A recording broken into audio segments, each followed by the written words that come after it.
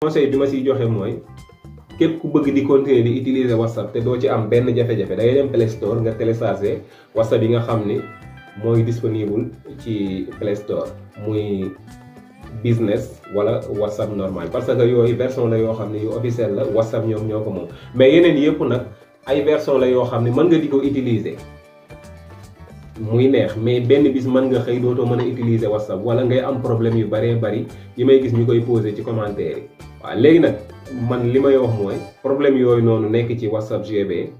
li la ci musal lenn rek la mooy nga bàyyi fa WhatsApp GB nga utiliser WhatsApp normal wala business képp koo xam ne nag am na ay fonctionnalités yu nekk ci GB yoo xam ne mënoo koo muñ ba tax mënoo utiliser WhatsApp yi nii di normal ak business waaw faaw nag ngay muñ di jànkonte ak problème yooyu léeg-léeg nga bëgg a def ci sa WhatsApp dara am jafe-jafe def ko waaw man nag moom jëraluma ko moo tax damay utiliser li gën a simple muy WhatsApp